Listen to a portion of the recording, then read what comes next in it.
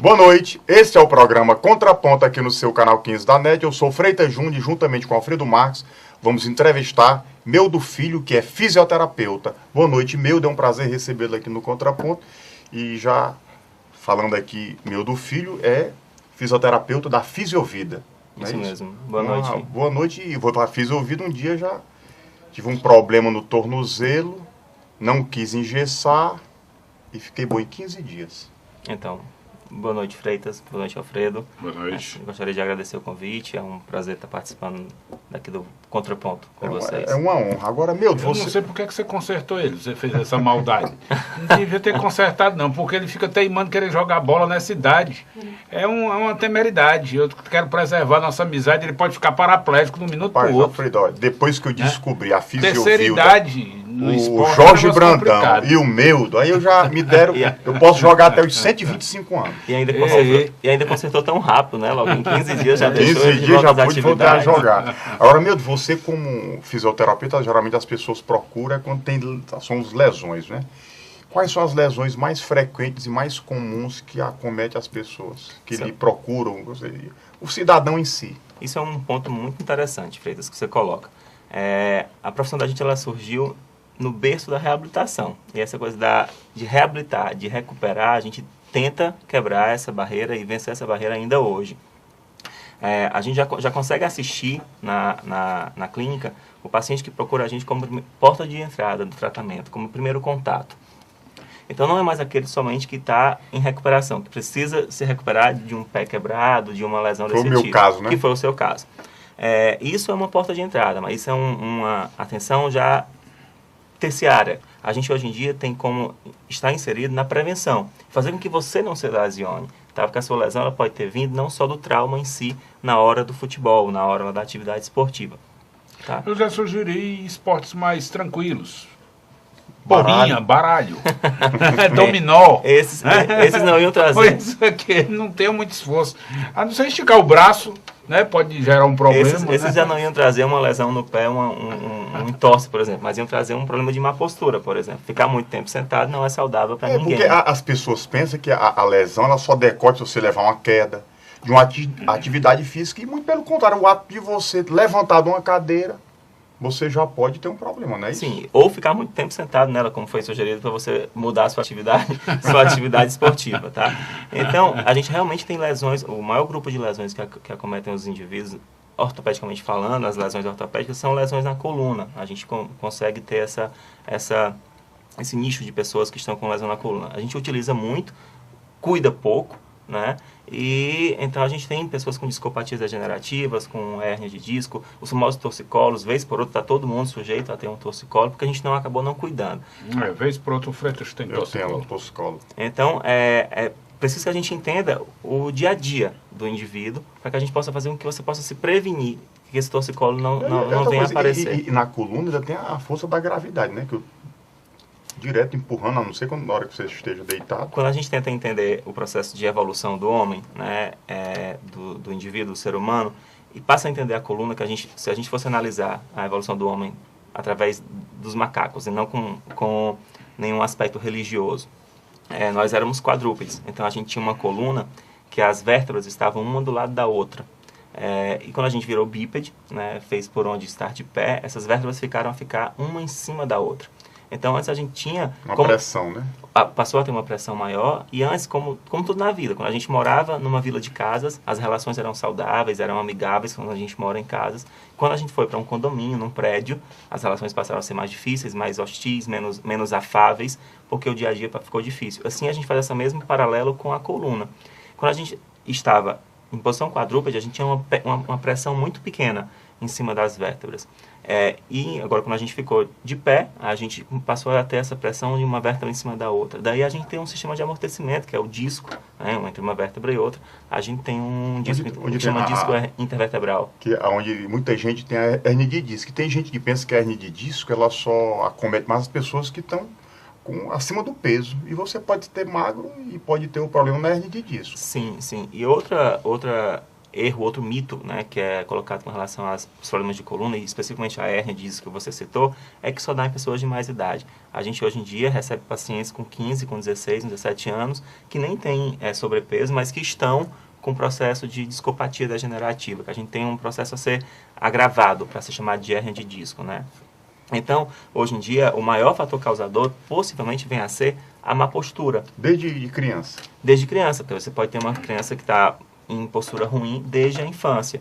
Então, hoje em dia, nós de repente tivemos a oportunidade de, na nossa infância, brincar pulando muro, pulando a árvore, o pé de goiaba, brincando no açude, de Alfredo repente. era empasseada, né? Fazendo protesto. Nunca soube que era isso, não. Eu fiz tudo que você imaginar, mais um tanto. Então, Tu roubou manga do vizinho, Alfredo, também? Fiz tudo que você imaginar, mais um tanto. Então, pronto. É melhor você não querer nem saber o que foi que ele fez na infância. Queira não. e aí os garotos de hoje, a gente encontra eles de frente na televisão.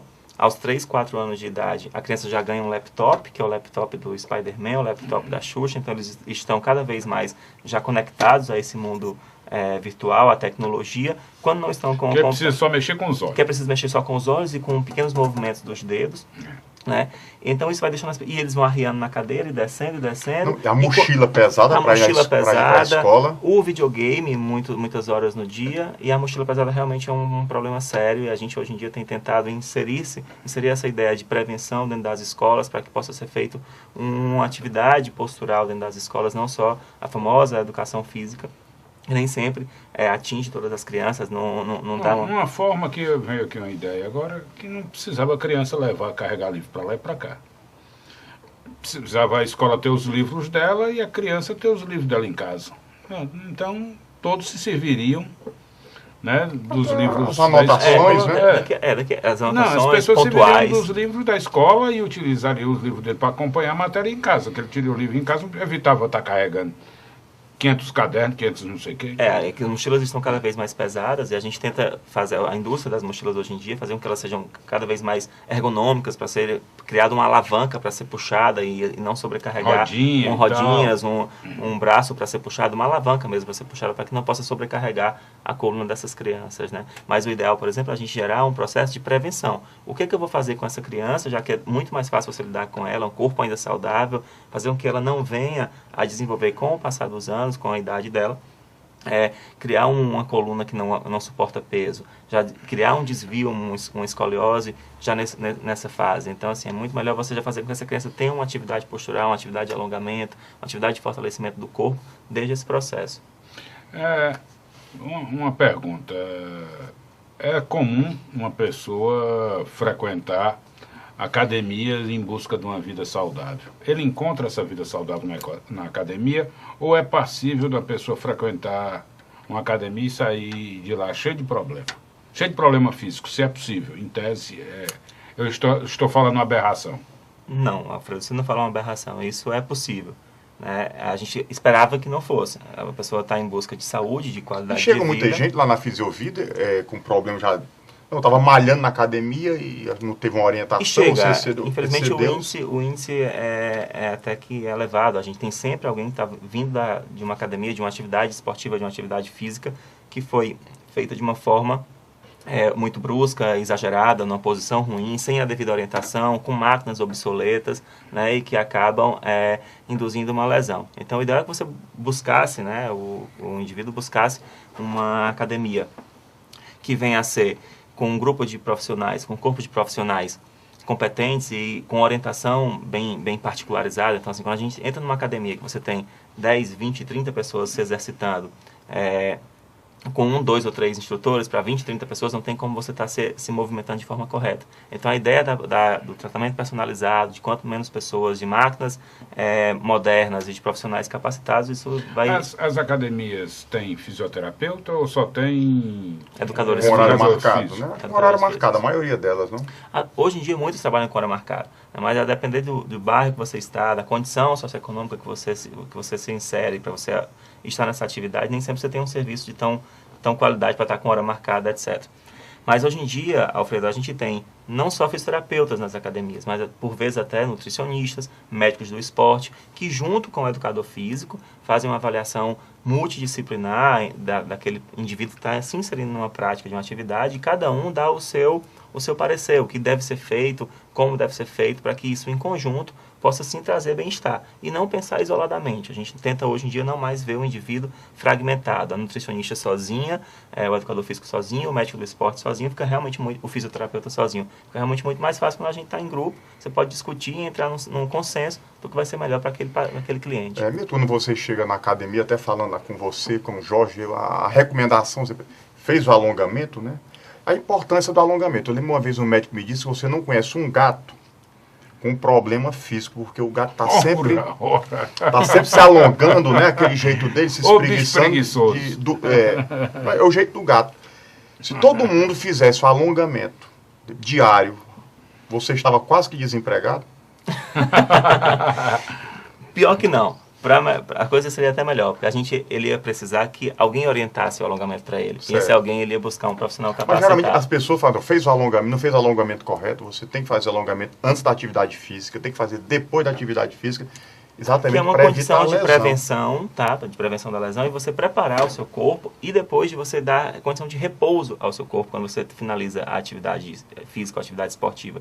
Então, o paralelo que você fez com o gato, isso é inteligente, a gente também sempre comenta isso com o paciente, que um gato, a não ser numa condição extrema de perigo, é que ele vai acordar e dar um pulo e levantar e sair correndo. Coisa que a gente costuma fazer quase todo dia.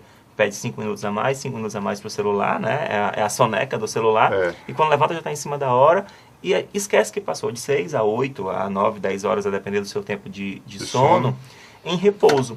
E o seu corpo agora vai ter que ficar, você falou no instante, da gravidade. Vai ficar agora de pé. E ele não estava preparado. Ele teve que se contrair, se conectar, as articulações, os músculos, os nervos, tudo de uma vez e fazer com que você agora se mantenha erguido e esteja preparado para o dia. Só acorda atrasado, correndo? Rapaz, não tem essa não, mas eu me levanto rápido, infelizmente, e eu não sou muito preguiçoso não. Então a gente acaba ainda falando para os clientes, para os pacientes. Eu digo infelizmente, né, porque você acaba vendo que tem que pagar um preço alto, né? Quem fica na cama 5 minutos, mais 10, mais 20, tá juntando ali energia na sua bateria para levantar legal, né? E o outro que levanta de supetão vai... possivelmente até se lesionar, de repente. Né? Então, encontrar diversidades. A situação do alongamento, por exemplo, a gente sempre pontuou para o paciente que era para ser um hábito, né, rotineiro. Isso era para ser uma... Agora, Jorge disse, lembrando do Jorge Meudo, que o Jorge lá fez a vida com você. Sim, e para o assinante, ele vai acordar amanhã, já está uma hora dessa, e o mínimo que ele pode fazer, aquela coisa assim, ele levanta, tá ali no quarto dele, que tipo de alongamento? Ao levantar o básico. Não dá para você ter um personal no momento. Tá, ao acordar. Ao acordar. Isso. Primeira coisa, abre os olhos. Alonga as pálpebras. Né? Alonga as pálpebras. Alonga as pálpebras.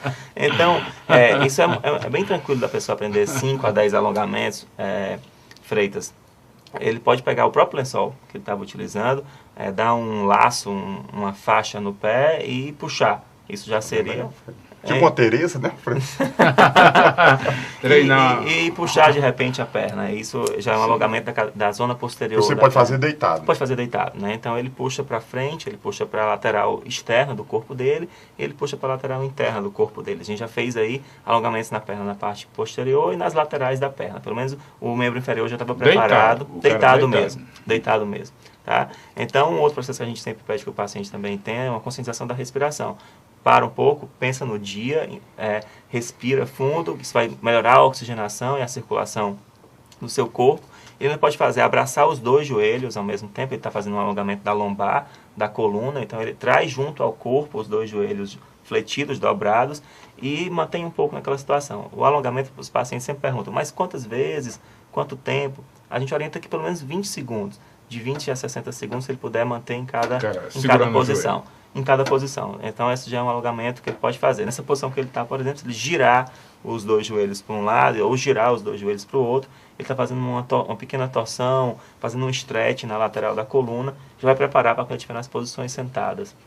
Aí ele senta um pouco na cama, ele tem condições de a gente fazer os alongamentos clássicos no pescoço, na cervical, que é tracionar para a direita, tracionar para a esquerda, virar para o teto, virar para baixo, que ele já melhorou a situação de fazer com que esse pescoço que estava parado, por vezes num travesseiro alto, num travesseiro errado, ou muito alto ou muito baixo, a situação do travesseiro, por exemplo, que é importante, já que a gente está no gancho aqui do sono, é que o travesseiro tem uma grande dúvida qual a altura que eu tenho que ter. E a densidade também. E a densidade também. Você vê que tem travesseiro e você que tem que manter o pescoço na posição. A gente sempre pede que o paciente... Em linha, né?